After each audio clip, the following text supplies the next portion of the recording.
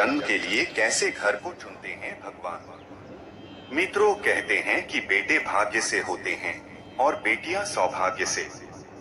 यह कहना एकदम सही है। बेटियों से घर की रौनक अलग होती है। कहा जाता है कि जिस घर में बेटी का जन्म होता है वो घर स्वर्ग के समान होता है, क्योंकि बेटा तो केवल एक कुल को रोशन करता है, लेकिन बेटियां दो कुलों को रोशन करती हैं। अगर अपने सास ससुर के लिए भी करना हो तो बेटियां करती हैं। आपको बता दें, गया जी में बेटियां भी अपने पिता के नाम का पिंड दान कर सकती हैं। वहीं अगर ससुराल पक्ष में कोई पुरुष नहीं है तो इस स्थिति में बहू भी पिंड दान कर सकती है। रामायण के अनुसार दशरथ जी का पिंड दान गया जी में ही किया था। मित्रों, वो बहुत किस्मत वाले होते हैं जिनके घर एक बेटी जन्म लेती है। वहीं वो प्रबल किस्मत के होते हैं जिनके घर एक से ज्यादा बेटियां होती हैं।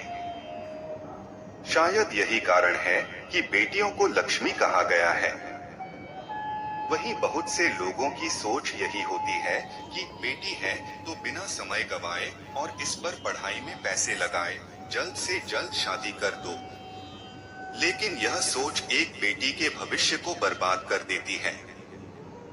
जरा सोचिए, एक बच्ची के मन में कितने सपने होते हैं कि उसे कुछ करना है, लेकिन यह सपने सिर्फ सपने ही रह जाते हैं।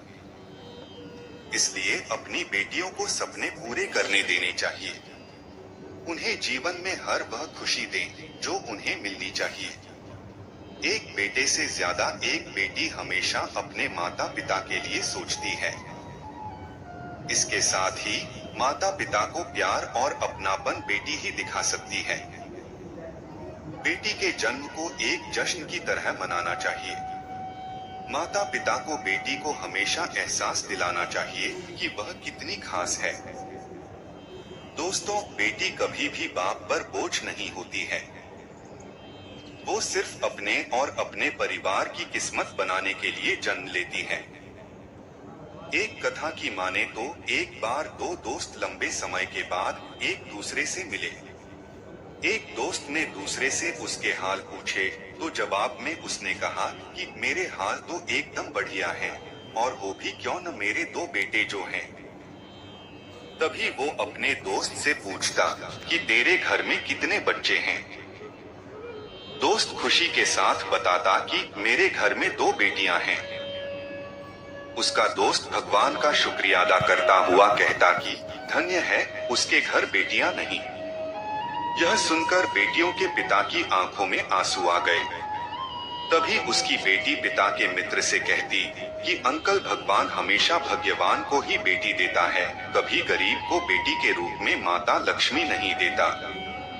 दोस्तों, भगवान उसी को पुत्री का सुख देता है जिसके अंदर पालने की सामर्थ्यता होती है, जो गरीब होकर भी अपनी बेटी को पाल सकता हो।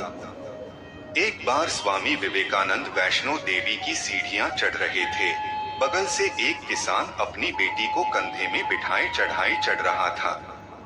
तभी स्वामी विवेकानंद ने कहा कि बाबा, आपकी बेटी का बोझा आपको लग रहा होगा, इसको मैं उठा लेता हूँ और माता वैष्णो के दरबार तक लिए चलता हूँ।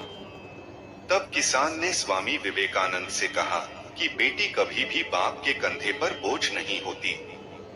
बेटियां अगर बाप के कंधे पर हो तो वो हर बोझ को हल्का कर देती हैं। दोस्तों, बेटियां कभी भी धन की भूखी नहीं होती हैं, वो सिर्फ मान और सम्मान की भूखी होती हैं। अब सोचने वाली बात है कि कौन से कर्म के बाद आप किसी के घर लड़की के रूप में जन्म लेते हैं और उनके घर के लिए लक्ष्मी का रूप साबित होते हैं। गरुड़ पुराण में बताया गया है कि जब आत्मा को नया जन्म मिलता तब आत्मा को उस शरीर के अनुसार व्यवहार में ढलकर अपने कर्म करने होते हैं।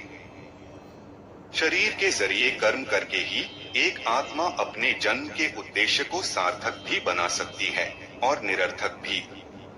अगर कोई पुरुष महिलाओं का आचरण करता है, स्वभाव में महिलाओं वाली आदतें ले आता है या वही काम करना चाहता है जो एक महिला को करना चाहिए, तो ऐसे पुरुषों की आत्मा अगले जन्म में स्त्री का शरीर धारण करती है। वहीं गरुड़ पुराण में बताया गया है कि यदि कोई व्यक्ति मृत्यु के अंतिम क्षण में किसी स्त्री को याद करते हुए प्राण त्यागता है, तो वो अगले जन्म में स्त्री के रूप में जन्म लेता है। वहीं अगर वो अंतिम क्षण में परमेश्वर का नाम लेता है, तो वो मुक्ति के मार्ग पर अग्रसर हो जाता है।